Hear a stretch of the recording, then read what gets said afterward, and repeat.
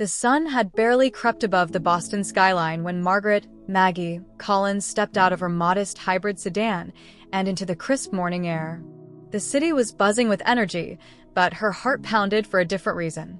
Clad in faded jeans, a simple white t-shirt, and sneakers that had clearly seen better days, Maggie pushed open the sleek glass doors of Boston Luxury Motors, a dealership that gleamed with polished chrome, marble floors, and opulence in every corner. She could already feel the stares. Inside, the temperature dropped slightly, air-conditioned and almost sterile. The scent of leather and new engine polish mingled in the air. Soft classical music played in the background, a curated ambience for clients accustomed to excess. Maggie had walked into places like this before, but each time carried a quiet sting. She wasn't here for herself. She rarely was. She moved with quiet purpose, her brown ponytail swaying gently as she walked past a row of exotic cars that looked like they belonged in a Bond film. Bentley, Ferrari, Aston Martin, Porsche. But it was the midnight blue coupe, displayed on a raised platform in the center of the showroom, that caught her attention. It was sleek, bold, and unmistakably special. Just like her sister. Caroline's 40th birthday was coming up.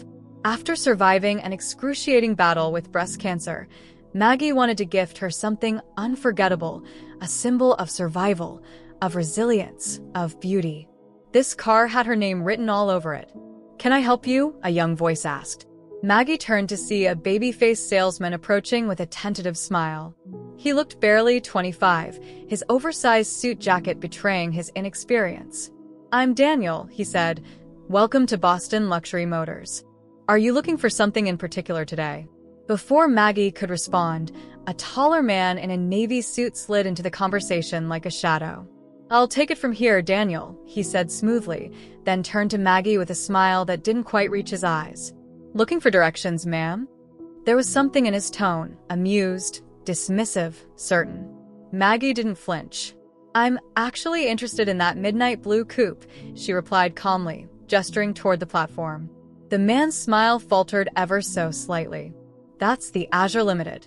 Only 15 in the world," he said, drawing out the words as if she might not understand. "You might want to check out our pre-owned vehicles. They're located about 3 blocks east."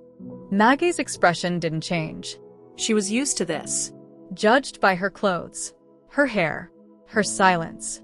No one ever saw her for who she really was, the founder of a multi-million-dollar foundation for children with disabilities, a woman who had spent the last decade building something beautiful from the ground up. "I'd like to learn more about it," she said, voice warm but firm. "If possible, I'd like to see the interior." The man's name tag read Blake Thompson, sales manager. He took a shallow breath. "The Azure is appointment only," he lied. "Serious clients schedule private viewings in advance." Just then, a couple in designer clothing walked through the glass doors. Instantly, Blake's demeanor changed. His smile brightened, his posture straightened, and he turned to Maggie one last time. "Daniel will get you a brochure," he said dismissively before turning toward the couple. "Mr. and Mrs. Harrington, wonderful to see you again." Maggie stood still, absorbing it all, the sneers, the dismissal, the assumptions. She had come here with joy in her heart, ready to surprise her sister. Now, she was being handed a brochure like she was applying for a credit card. But she wasn't angry. Not yet. She looked around the showroom, at the polished glass and pristine tile, and thought of all the people who walked into places like this, only to be told, without words, that they didn't belong, that they weren't enough. She tucked the brochure into her tote bag and turned to Daniel. "Could you tell me more about the Azure anyway?" Daniel hesitated. "Of course," he said. "It has a V12 twin-turbocharged engine, 0 to 60 in 3.8 seconds. It's handcrafted in England." As Daniel spoke, Maggie's eyes drifted to Blake, now doting on Mrs. Harrington. Opening the same car door he just said was appointment only. The hypocrisy hung in the air like smoke. "That's quite all right," Maggie said, gently cutting Daniel off.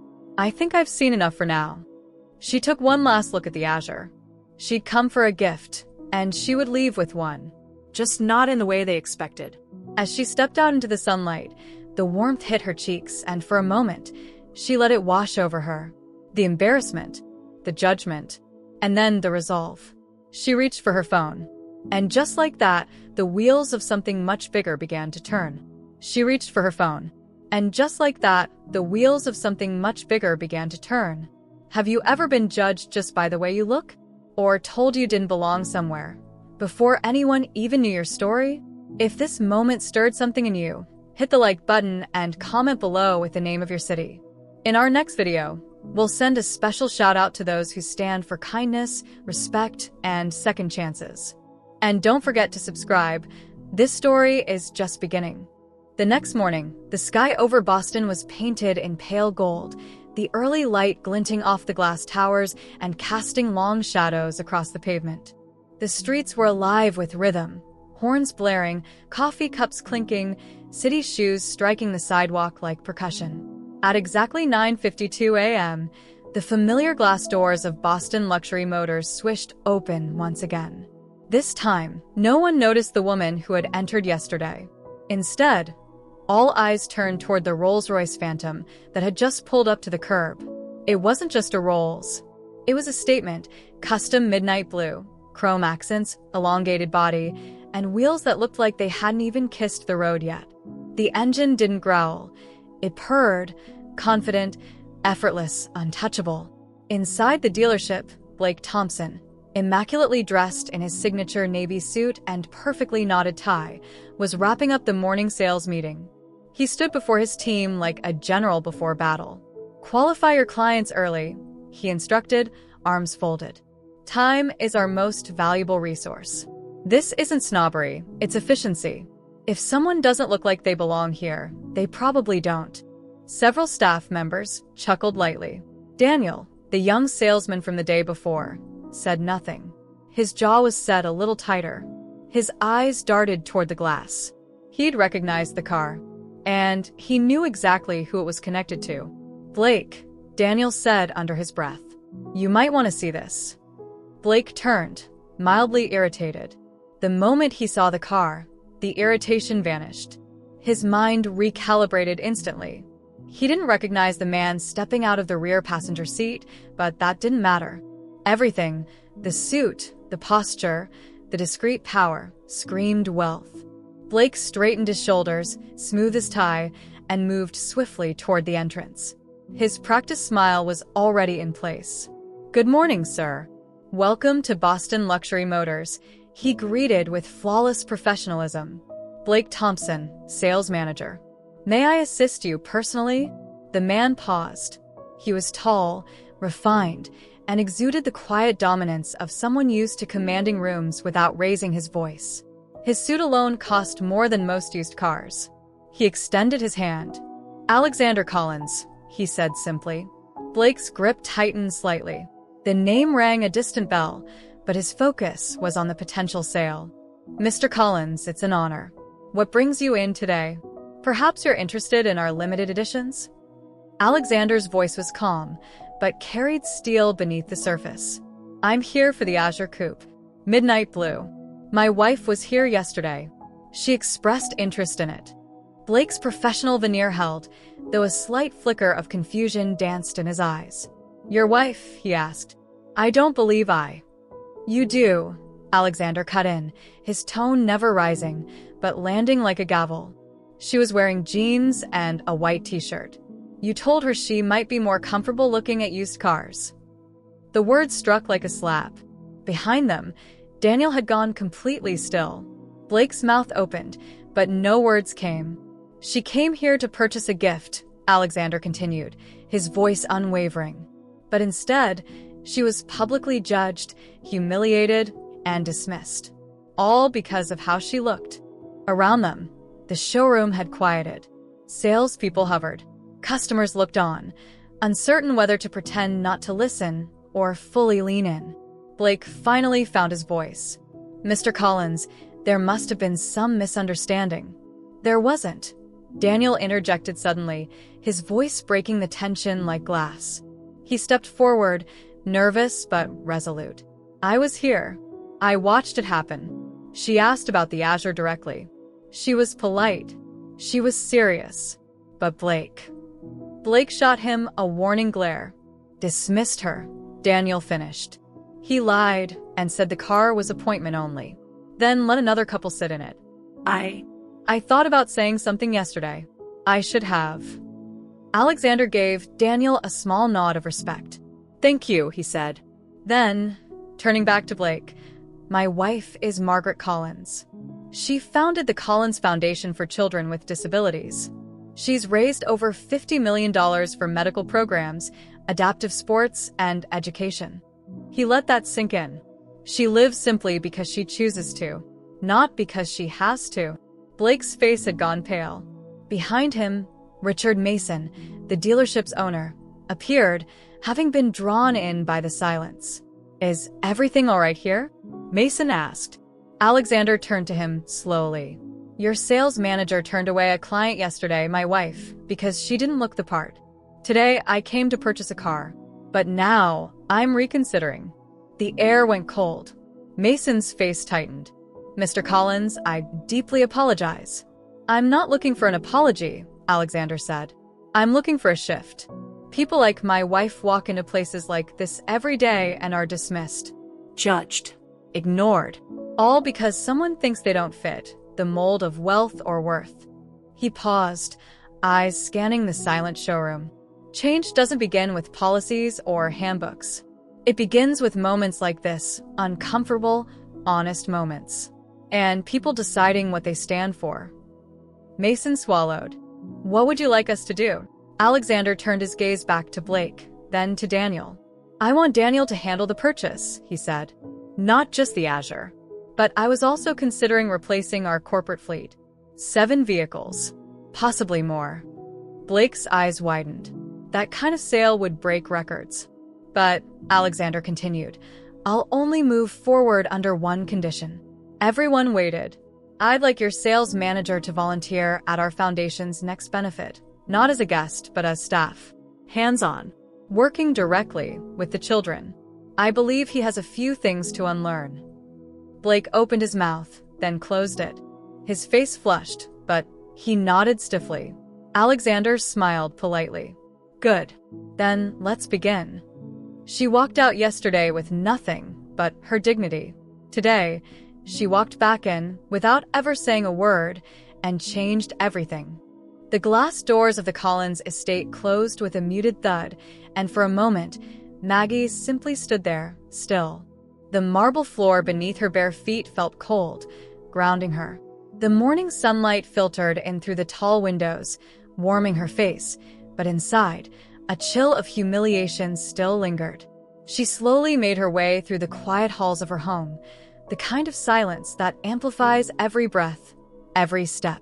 The walls were lined with framed photos, children laughing in wheelchairs, a ribbon-cutting ceremony, her sister Caroline holding her hand during chemo.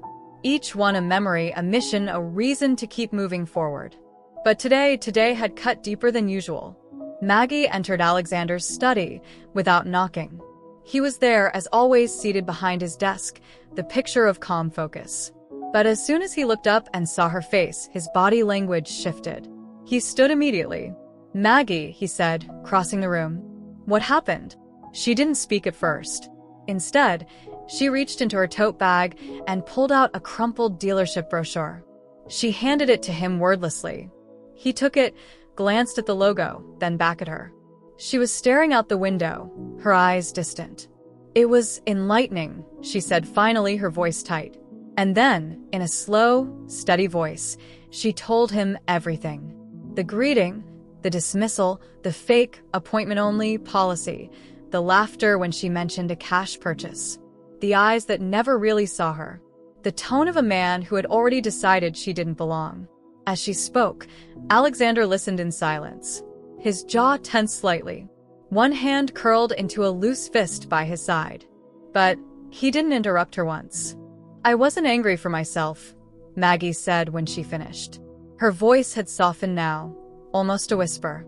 I was angry for everyone who's ever been made to feel invisible, judged, unworthy. She turned to face him. I had the privilege of walking away, of knowing the truth, that I could have bought that car, that I do belong anywhere I choose to be. But what about the people who don't have that safety net? Who go home thinking maybe they really aren't enough? Alexander exhaled slowly. He reached for her hand and held it. "What do you want to do about it?" he asked. Maggie didn't answer right away. She looked out the window again. The sun had risen higher now, casting sharp shadows on the garden path. "Part of me wants to let it go," she admitted. "Just buy Caroline's car somewhere else and move on." She paused. "But then I think about Daniel, that young salesman who tried to help. And I think about all the people who walk into places like that and leave feeling small." She turned back to him, her eyes clear now. "Steady. They need to understand. Not just Blake. All of them. That wealth doesn't always wear designer shoes. That compassion has nothing to do with appearances. That sometimes the richest people in a room are the ones they overlook." Alexander gave her a look filled with admiration. He nodded once. "A lesson, then," he said. "Not vengeance. Awareness." "Exactly," she replied. "But nothing dramatic. No headlines. No lawsuits." "Of course not," he said with a smile tugging at his lips. "Just something unforgettable." That evening, Alexander made a few calls. He didn't need many. His name alone opened doors. And tomorrow morning, another door, this time glass and gilded, would open wide for him. Maggie chose not to go. "This isn't about watching them squirm," she said as he tied his cufflinks. "It's about planting a seed. Let them learn without even realizing who watered it." He kissed her forehead gently. "Then let's plant it well." The next morning, Boston luxury motors glimmered beneath the early sun. The floors were freshly polished, the cars aligned like art pieces in a gallery. Inside, Blake Thompson finished his morning pep talk to the staff. "Remember, qualify early. Don't waste time. We serve a specific clientele. If they don't look the part, they probably aren't the part." Daniel lowered his eyes. Then, at 10:17 a.m. sharp, the unmistakable purr of excellence pulled all eyes toward the floor-to-ceiling windows.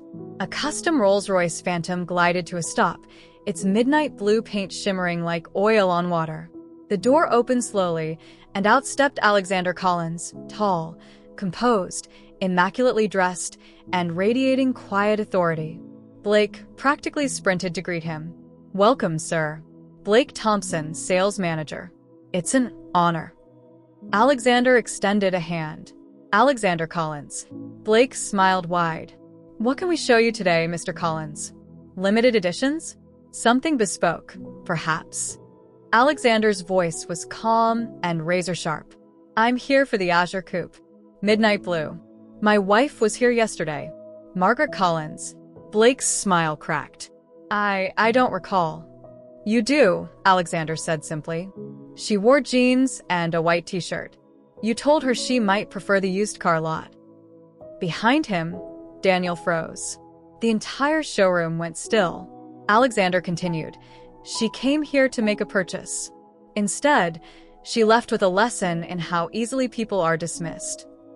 Blake's face drained of color. "Mr. Collins, I assure you." Daniel stepped forward. His voice shook, but he spoke clearly. "She was treated poorly," he said. "She was polite, direct, interested, and she was turned away." Alexander gave a nod of respect to the young man. "Thank you." Then he turned to Blake, who now looked visibly unwell. "Margaret is the founder of the Collins Foundation. She's helped thousands of children with disabilities. She lives modestly by choice, not out of need. And it's one of the many reasons I love her." Silence. Then Alexander looked around. "I came today to purchase the Azure Coupe. But also, I was considering replacing our entire corporate fleet. 7 vehicles. And possibly a few more for my personal collection." Blake's face lit up in renewed hope. Alexander's voice dropped lower. "But I don't do business where character is optional." She walked in unnoticed. She walked out dismissed. And now, without raising her voice, she was about to change everything. The silence inside Boston Luxury Motors lingered long after Alexander Collins disappeared behind the office doors with Richard Mason and Daniel. Blake Thompson stood frozen near the Azure coupe, his hands limp at his sides, a faint ringing in his ears. The world that, moments ago, had seemed so structured, so secure, was now unraveling thread by thread. He had been humiliated. But more than that, he had been seen by someone who mattered, someone whose opinion actually had weight. And the irony of it stung deeper than any public shaming ever could. He had dismissed a woman of incredible substance, not because she lacked wealth or intelligence, but because she didn't wear it like armor. Blake's mouth was dry. He walked back toward the staff lounge in a daze, his shoes echoing on the marble floor. Colleagues whispered behind his back. Some looked away. Others smirked, not maliciously, but knowingly. The sales manager, the one who always knew, had finally been wrong. Spectacularly wrong. In the lounge, Blake poured himself a glass of water with a trembling hand. His reflection in the glass cabinetry above looked unfamiliar. Pale. Tired. Daniel stepped into the room quietly. He hesitated before speaking. "I didn't mean to." "No," Blake interrupted, his voice surprisingly calm. "You were right to speak." Daniel blinked, caught off guard. Blake took a sip and turned to face him. She was respectful. Kind. "I saw it. I just didn't look." For a moment, the two men stood in silence. "I never thought about how many people I've brushed off," Blake said quietly, almost to himself. "How many walked out of here feeling smaller than when they arrived?" Daniel offered nothing but a nod. No judgment. No praise. Just silence, the kind that holds space for something new to grow. That evening, after the dealership closed, Blake sat alone at his desk, long after the others had left. He stared at the list of pending clients, at the quotas pinned on the corkboard behind his screen, at the plaque on his desk that read, "Excellence starts with perception."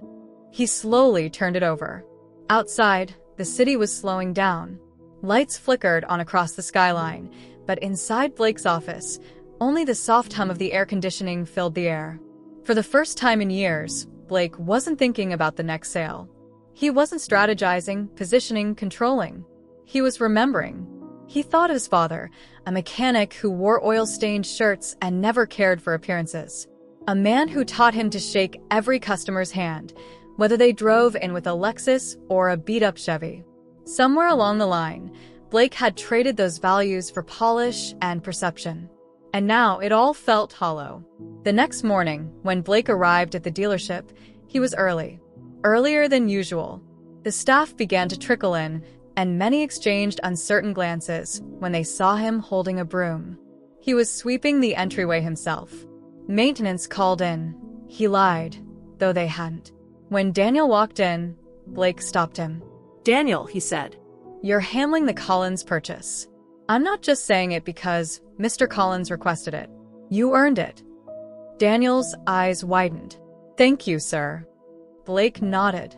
"And I want you to keep doing what you did yesterday. Speak up when something's wrong, even if it's me." Daniel gave a half smile. "You might regret saying that." "I already do," Blake chuckled softly. Later that day, a package arrived at the dealership addressed to Blake. It was small, simply wrapped, with no note. Inside was a framed photo, Maggie Collins standing beside a group of children in wheelchairs, all of them smiling as they held medals from a recent adaptive sports tournament. At the bottom, in clean white print, were the words, "Don't just sell luxury. See value." Blake stared at it for a long time. And for the first time in a long time, he felt something shift, not publicly, not dramatically, but deep beneath the surface. A quiet crack in the armor. He placed the frame on his desk, right where the old plaque used to sit. Some lessons don't come through shouting or punishment. Some arrive in silence and change you anyway. You believe that people can change, and that second chances matter. Hit that subscribe button and become part of a community that values growth, empathy, and real transformation. We're just getting started, and the next chapter may surprise you. By the following week, the buzz surrounding the Collins incident had begun to fade inside Boston luxury motors, at least on the surface. Sales targets returned to the center of conversations. The showroom was once again filled with the sound of luxury engines humming softly and polished shoes gliding across marble floors. But for Blake Thompson, something had shifted permanently. And now it was time to prove it. His first test came sooner than expected. It was a Wednesday afternoon when a man in worn khakis and a faded polo shirt walked into the dealership. His shoes were covered in dust, and his baseball cap bore the logo of a small local landscaping company. He looked nervous, the kind of customer who usually got a silent glance and a brochure. Blake noticed him from across the room. The old Blake, the one who judged with a glance, would have turned away, delegated him to an intern, or worse, ignored him entirely. But now, that reflex was met with something stronger: awareness. He stood and crossed the floor himself. "Good afternoon," Blake said, tone even. "Welcome to Boston Luxury Motors. Is there anything I can help you find today?" The man blinked, startled. Yeah. "I just came from a job nearby.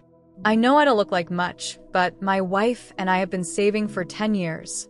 Today's our anniversary. I wanted to surprise her." He hesitated. "I don't know if I belong here." Blake paused. Then he smiled, a real one this time. "You walked in the door. That means you belong here just as much as anyone else. Let's find something she'll love." Daniel, watching from the side, caught Maggie's soft nod of approval from where she stood outside the dealership's windows, waiting in the car. She'd come to drop off paperwork, but more than that, she had wanted to see if Blake's change was more than a moment. And it was. Over the next few days, Blake faced subtle resistance from his team. Some joked about his new savior complex. Others avoided him, unsure how to respond to this gentler, more deliberate version of the man they once feared. At one point, another salesperson mocked a customer's accent behind his back. Blake overheard it and paused mid-walk. Months ago, he would have ignored it, or even laughed along. This time, he turned back. "Let's not be the reason someone feels small," he said. It wasn't harsh. It didn't need to be. But the message landed. The dealership was watching. Daniel especially. One evening, as they locked up, Daniel spoke up. "You've changed," he said, not as an accusation, but a quiet observation. Blake leaned on the counter, staring at the reflection in the dealership glass. "I'm trying," he admitted. "It shows," Daniel replied. That night, Blake received a text from Alexander. "You don't need to prove yourself to me. Just keep proving it to the people who never expected you to change." He read it 3 times before replying. "Working on it, one moment at a time." He placed the phone down and looked at the photo Maggie had sent, the one on his desk now, of the children from the Collins Foundation. One boy in the front row had his arms raised in victory, despite being in a wheelchair. That image meant more to Blake now than any sales trophy ever had. That weekend, Blake did something unexpected. He showed up early to the Collins Foundation's youth basketball clinic, not out of obligation, not as part of a punishment, but because he wanted to see it again. The real impact. He wore a volunteer shirt, rolled up his sleeves, and spent the day fetching basketballs, adjusting wheelchairs, and laughing with kids who didn't care about luxury cars or corporate titles. At one point, little Thomas, the boy from the gala, tossed him a basketball. "Let's see if you can shoot this time," the boy grinned. Blake missed. Spectacularly. Laughter erupted. And for once, he didn't feel embarrassed. He felt human. The first test had come, and while the world still judged, mocked, and doubted, Blake had begun to rewrite who he was. Not to impress anyone, but to live with himself in a way he hadn't for a very long time. Change is never a straight path. Some days, Blake Thompson walked into Boston Luxury Motors with the weight of a new conscience and felt proud. Other days, the doubt crept in. Was he really changing? Or just pretending for appearances? But nothing tested that question like what came next. It was a Tuesday, slow, gray, and unusually quiet in the showroom. Rain tapped against the glass walls like a ticking clock. The staff lounged in silence, bored and scrolling on phones. Then it happened. A blog post, accompanied by a blurry cell phone video, surfaced online. Titled "The Salesman Who Judged a Millionaire's Wife," it told the story of Maggie's first visit to the dealership. The footage wasn't flattering. Blake's dismissive tone, his hand gesturing toward the exit, his laughter. Within hours, it spread. Local news picked it up. Comments poured in. Typical. Disgusting. Another man drunk on power. Blake's name was tagged. His LinkedIn profile flooded. Old clients began canceling appointments. The dealership's Yelp rating dropped by a full star before lunch. Richard Mason called him into the office. His expression was unreadable. "I thought this had been handled quietly," he said. "Now we're in crisis mode. Sponsors pulling ads. Clients threatening to pull out of our charity event next month." Blake sat stiffly, jaw clenched. "I didn't leak it." "I know that," Mason replied. "But now I have a decision to make. You've brought in millions, Blake. But this is a stain." "I've changed," Blake said softly. "Then prove it," Mason snapped. "Fix this." When Blake walked back to his desk, the whispers were louder. He saw the judgment in their eyes. Even Daniel looked conflicted. All the ground he thought he'd gained gone. The doubts flooded in. Maybe they were right. Maybe people don't really change. Maybe all this effort was just pretending. That night, Blake didn't go home. He drove for hours with no destination. Rain smudged the windshield. The city blurred. He ended up parked in front of the Collins Foundation, closed, dark, quiet. He sat in silence for nearly an hour. The next morning, he arrived early to volunteer at the foundation, even though no one had asked him to. The staff was surprised, but welcomed him without question. He spent the morning folding uniforms, organizing supplies, and helping a girl named Ava with speech delays set up her adaptive drawing kit. Her hands trembled, but her determination didn't. "Why are you helping?" she asked suddenly, with honest innocence. Blake hesitated. "Because I need to," he said. She nodded like that was enough. Later, as he was leaving, he saw Maggie outside, speaking with a teacher. Their eyes met. She approached him. "I saw the video," she said calmly. Blake braced himself. "I didn't leak it," he said. "I know," she replied. There was a pause. "You could have disappeared," she said. "Played the victim. But you showed up here instead."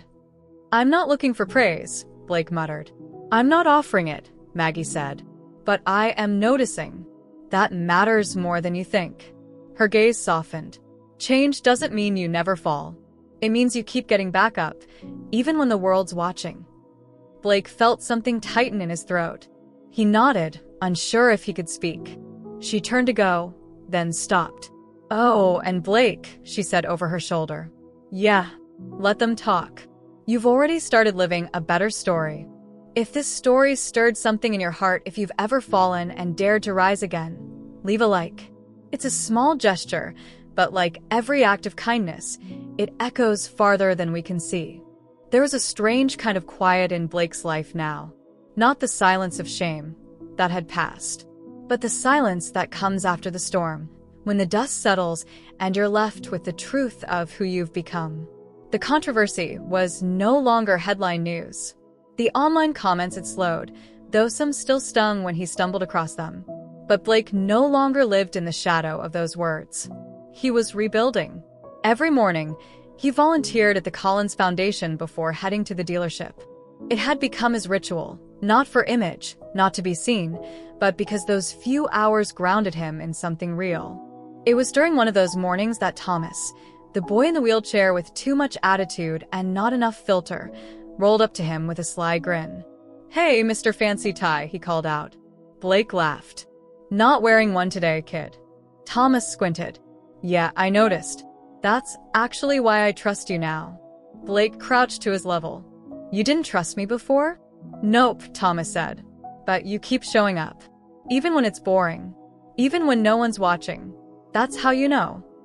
"How you know what?" "If someone's real." That sentence landed harder than Thomas could have imagined. Blake didn't respond. He just nodded, heart tight.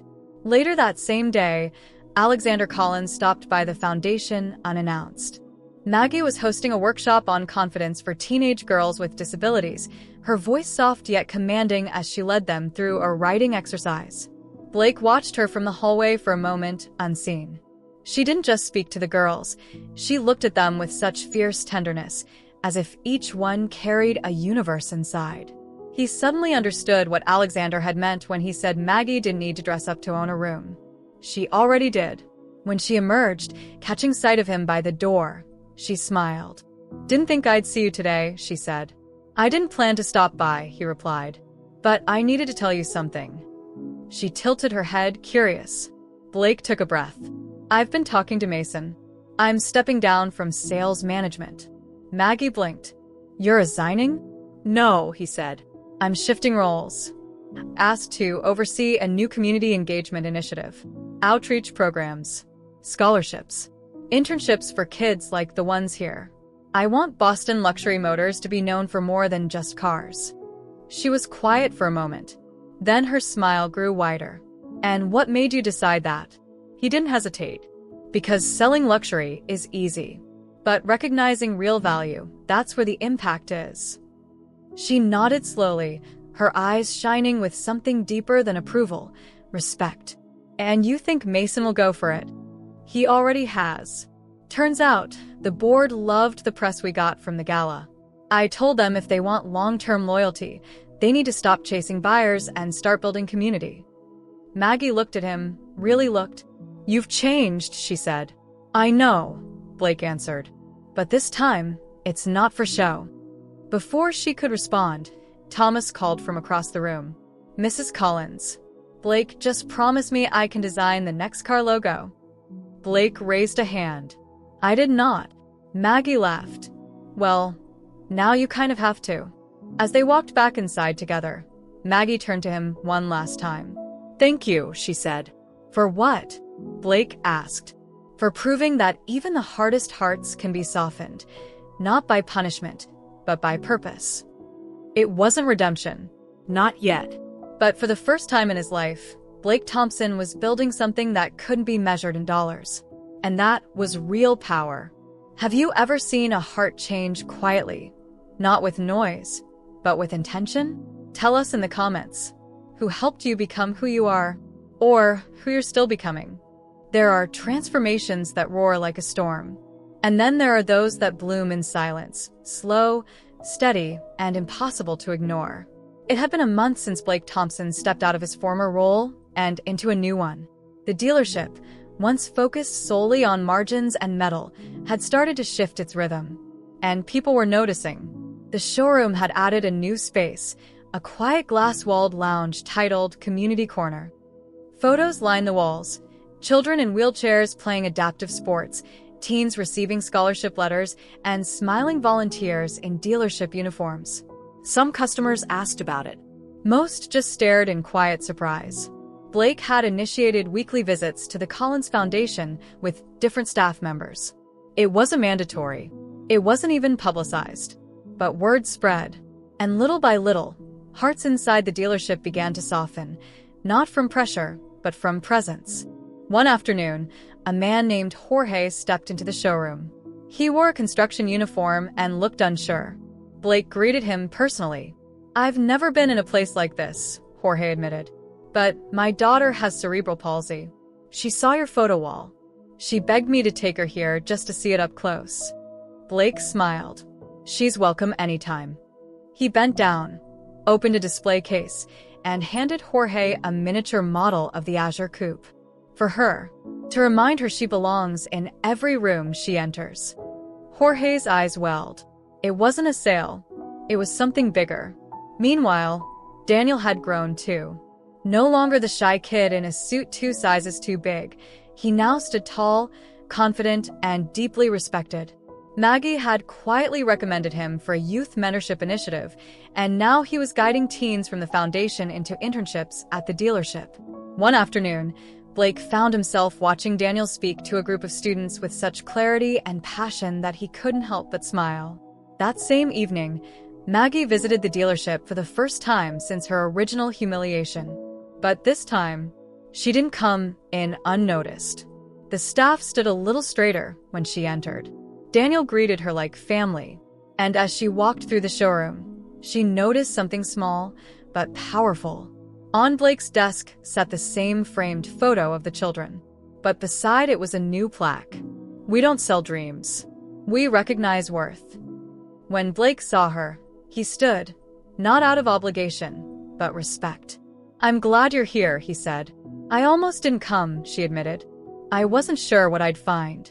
And now, she looked around. At the interns, at the lounge, at the eyes that no longer avoided hers.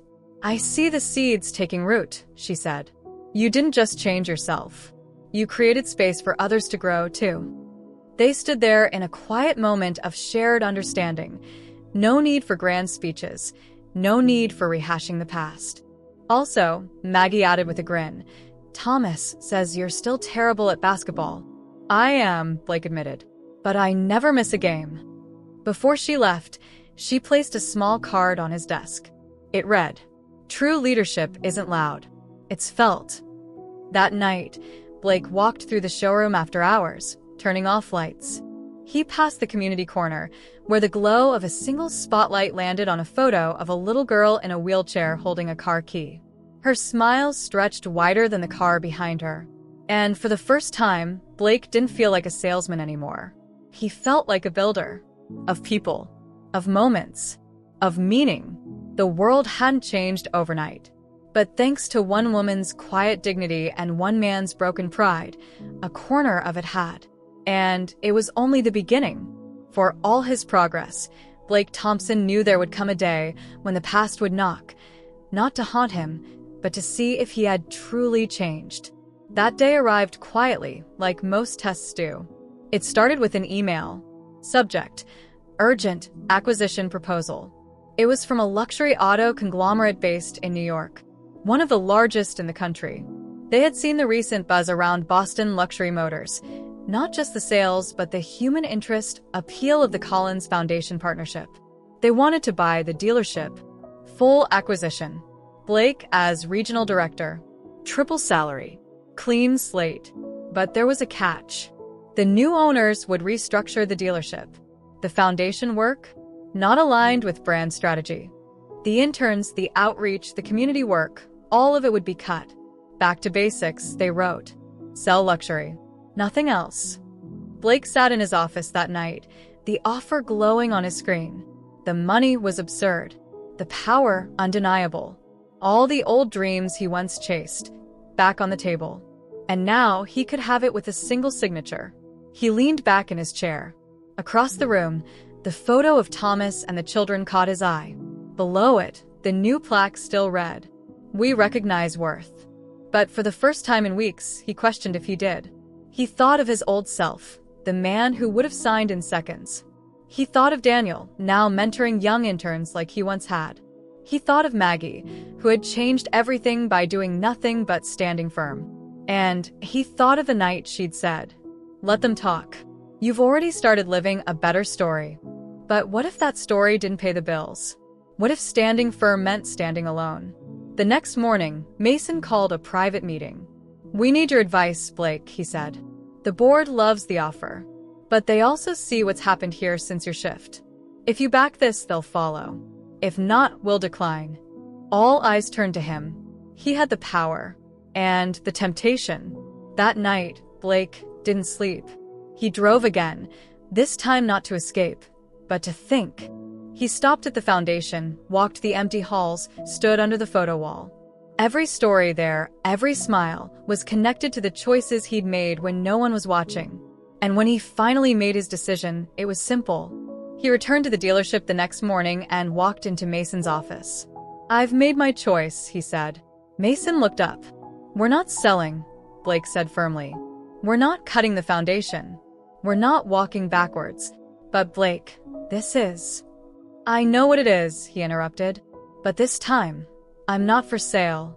Outside the office, a group of interns passed by laughing, carrying brochures and checklists for an upcoming community event. Daniel gave Blake a quick thumbs up as he walked past. It was in that moment Blake realized. He hadn't just helped change the culture. He had become the culture.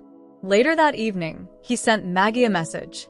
"Temptation came dressed in everything I used to want, but it couldn't match what I've built with what I never knew I needed." She replied with a single line. "Proud of who you are, not just who you're becoming." Power had knocked with gold in hand. But Blake Thompson answered the door with purpose and closed it on everything he used to be. The gala shimmered like a dream, but it wasn't the gowns or chandeliers that made the night glow. It was the people. Children rolled proudly across the polished floors in their wheelchairs, laughing with donors and staff alike. Families posed for photos beside display boards showing the new adaptive sports complex, funded, at last, in full. And in the center of it all stood Maggie Collins, radiant in simplicity as always. Her navy dress whispered elegance, but it was her presence that lit the room. Calm, strong, steady. She moved with the ease of someone who no longer needed to prove anything to anyone. Blake stood nearby, not at the podium, not in the spotlight, but he didn't need to be. He watched as Daniel gave a short speech about the new internship program, his voice clear, confident, proud. He watched as Jorge's daughter wheeled up to show off her drawing of the car she'd visited weeks ago, now framed and signed by the whole staff. He watched as Mason mingled with community leaders, now an advocate for the very initiatives he once called non-essential. It wasn't a victory parade. It was something more lasting. Legacy in motion. Later that evening, Alexander approached him with a glass in hand. "Quite the transformation," he said with a nod.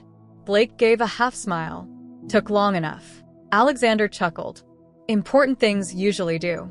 He looked toward Maggie. She believed in the possibility of this, even when you didn't.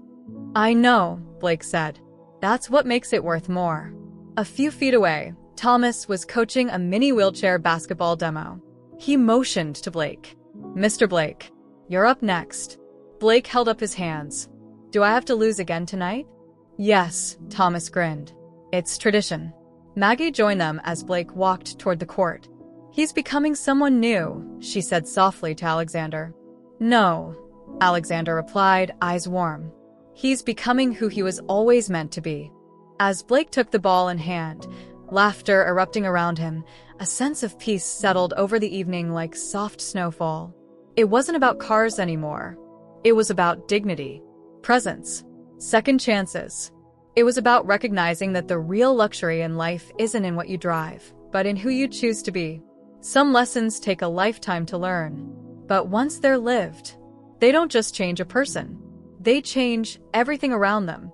When the last guest had left, the lights dimmed, and the music faded into silence, Maggie found herself standing alone near the photo wall. It was still glowing, lit softly by hidden bulbs that brought each image to life. Smiles. Eyes filled with dreams. Children who, once silenced by judgment or circumstance, now stood, or sat, with pride. She let her hand trail across one of the photos, a little girl in a gold dress holding a basketball in one hand and a keychain in the other. It was the key to the Azure Coupe, gifted in her sister's name, Caroline, the one who had inspired it all. Maggie closed her eyes and let the stillness settle. Behind her, Blake approached quietly, a gentle rhythm in his steps now. Less rushed, more present. "No tie tonight," she said, eyes still closed. "No mask either," he replied. They both smiled. "You know," Blake began, "for a long time, I thought redemption looked like applause, like being forgiven in front of a crowd. And now," she asked. He looked around. The empty room still felt full, of stories, of laughter, of worth. "Now I think redemption is just showing up, over and over, until you become the person you should have been all along." She didn't say anything. She didn't have to. The silence between them was the answer. Later that night, as Blake walked his car under a sky scattered with stars, he passed by Daniel sitting on the steps with two of the interns. They were laughing. Tired. Fulfilled. Blake paused. "You staying late again?" he asked. Daniel looked up. "Wouldn't miss it. We're reviewing scholarship applications. Some of these kids, they just need someone to believe in them." Blake nodded. "So did I." He walked on, but his heart stayed behind, tethered not by guilt anymore, but by gratitude. When he reached his car, he turned back one last time. The building glowed behind him, the dealership that once mirrored his pride, now reflecting something else entirely. A place of second chances. of real value, of quiet echoes that carried farther than any engine ever could. What we build with status fades. What we build with purpose lasts. Every story ends, but the good ones leave echoes. Somewhere across town, a young girl pressed play on a video featuring the gala highlights. She had just started using a wheelchair after a recent diagnosis and hadn't smiled much in weeks. But as she watched kids who looked like her scoring baskets, giving speeches, and walking red carpets, something in her eyes began to glow again. In another city, a father shared the dealership story with his teenage son, not for the luxury cars, but for the lesson behind them. "It's not about what you wear," he said, "but who you are when no one's watching." And in a small office tucked behind a now-famous dealership, Blake Thompson hung a new frame on the wall. It wasn't a trophy. It wasn't a sales chart. It was a letter. Written in crayon, it read, "Mr. Blake, thank you for treating my mom like a queen when she came in. She says she's not used to being seen. But now she smiles when she talks about your store. I want to be like you when I grow up. Aiden, age 8. Blake stared at it for a long moment. Not with pride, with purpose. Because now he understood. The true measure of wealth has nothing to do with numbers. It's how you treat others when no one important is watching. This story reminds us that appearances fade, but character echoes. Have you ever been judged by how you looked, or misjudged someone else before knowing their story? Share your experience in the comments. Your words might help someone else see the world a little differently. If this story touched you, leave a like. It helps more people find these powerful messages. And if you believe in the power of growth, second chances, and human worth, subscribe to our channel. Be part of a community that values stories with soul. And don't go far. Our next video will show what happens when a small act of kindness sparks a chain reaction that changes an entire town. You won't want to miss it. In a world obsessed with image, never forget, it's who you are in the quiet that truly defines you.